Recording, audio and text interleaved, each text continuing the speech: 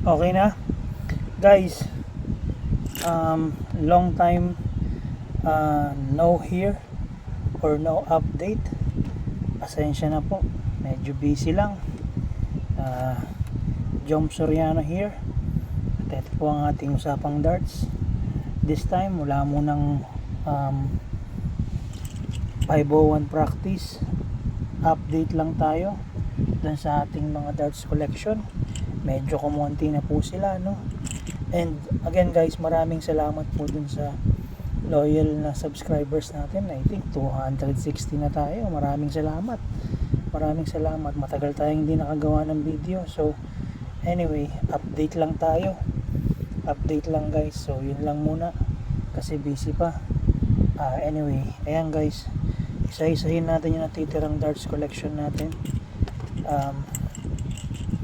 Tingnan natin sila, no? So yun lang guys, very quick video lang to, parang ma-refresh lang yung ating YouTube channel. And maraming salamat po again dun sa mga subscriber natin. Unahin ko na yung aking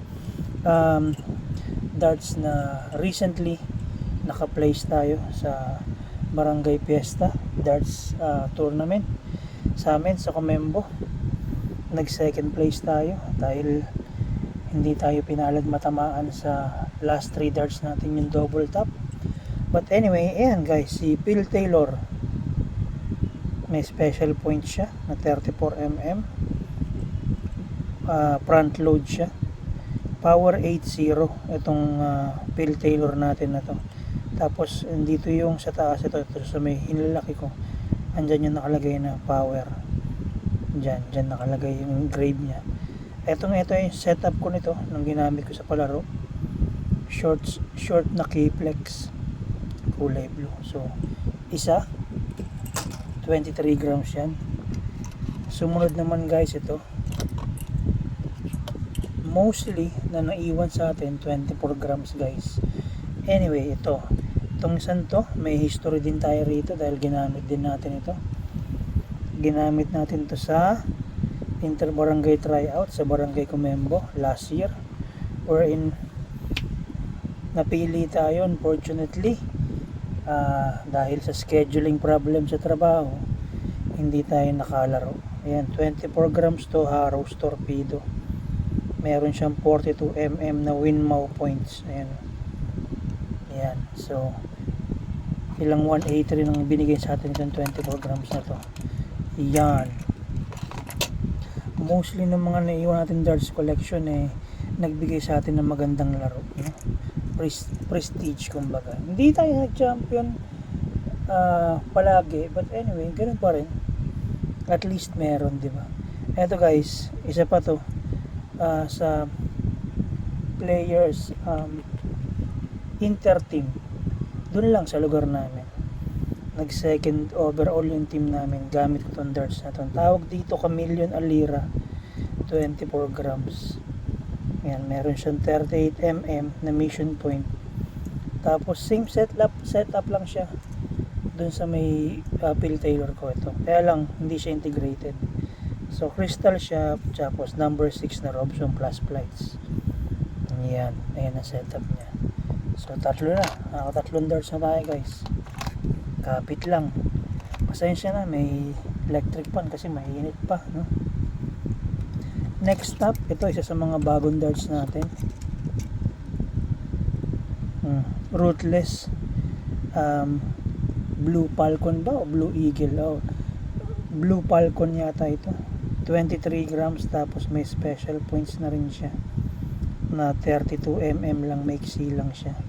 Nilagyan ko siya ng medium shops, tapos Belos, Harrows Belos. Ayan, 23 grams guys. Isa sa mga pang-apat na collection natin.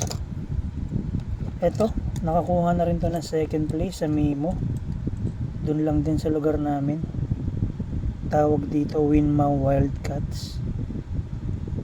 Meron siyang 34mm na laser cut points from mission, short shops, tapos standard plates. Ayan, 24 grams din to. So panlima na yan guys. Pang-anim, Phil Taylor The Power. Ayun, The Power. Usually lahat ng mga lahat ng ano ni the power dito nilalagay ni Phil Taylor yan. So 24mm target ito yung darts na to. Tapos masyado mahaba yung point niya, 40mm to guys. 40mm nylon plates, tapos Robson number 6. Medyo kapag tumatama ito, talagang kapag hindi diretsong hagis mo, gumaganon siya kasi mabigat yung ulo, kasi maiksi itong shops. So yan yung pang-anim natin Phil Taylor. Nakakadalawang Phil Taylor na tayo guys dun sa atin. So ayan yung pang-anim natin na darts dun sa ating naiiwang darts collection. Next, halfway through ito, same setup dun sa Phil Taylor natin, kaya lang Amazon siya. Amazon 38mm na points, mission lang din. Yung mga points ko puro mga standard points lang, mission kapag ano yan. Tapos short shops din gaya ng nasa kay Phil Taylor, same setup siya. Ang tawag dito 180 strike, 24 grams. Ito yung version 1 nila. Ayan. So 24 grams din yan. Karamihan na nang iwan sa akin 24 grams. Next, another signature darts, MBG Aspire, 23 grams. 23 grams to guys, with 36mm na point, mission point lang din. Tapos ayan, mission shop siya. Tapos victory plates number 2. So medium, tapos standard. Ayan, color coded siya. Another signature dart, MBG naman yun. So ilan na? 2, 3, 4, 5, 7 na, 7. 3, 5, 6, 7, 8 na pala, pang 8 na. Ito pang siyam na to guys, pang siyam na darts na natin ito. Ito yung kapatid nung kanina, yung torpedo natin na isa, yung 24 grams. Ito naman yung kapatid niya, 25 grams Harrows torpedo. Special points din yan, mission din to, alam ko.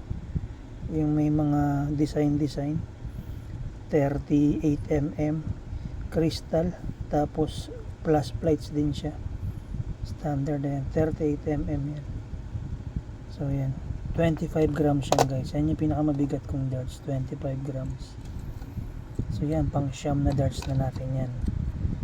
So last 3 sets ng darts, kasi ang naiwan nating number of darts is 12 na lang sila.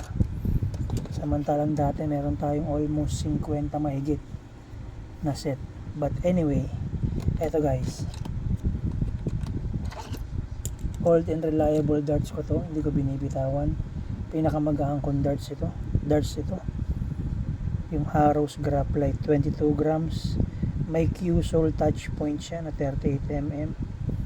Tapos Astra, Robson Astra, tapos medium na Designa shops. Ito, dito na second place din tayo dito sa darts na to. Tapos nag top 8 tayo sa Mandaluyong at saka sa Poblacion. Yun sa mga laro-laro lang using this. Ayan o. 22 grams. Pang 10 yan.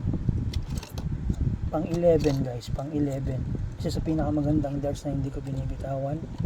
Napaka solid nito. Yung kapatid ng Chameleon kong isa, Chameleon Coral naman ito, 24 grams, 38mm, mission points, Designa shops, tapos Ruthless, Pentathlon pala, Pentathlon na plates.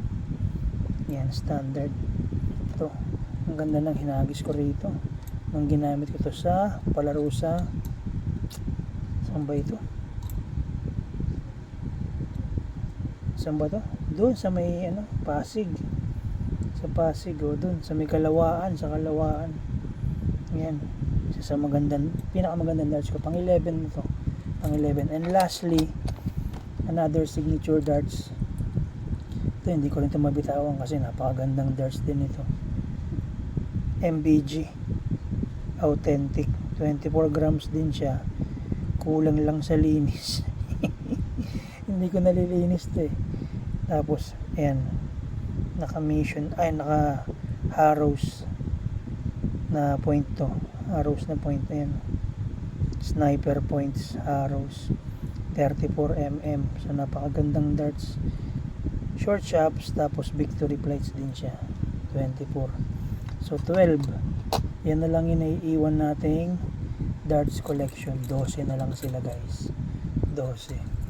Tapos nagbabalak pa ako na bitawan yung 180 na strike ko, yung version 1, kasi hirap na hirap akong gamitin yung darts na yun.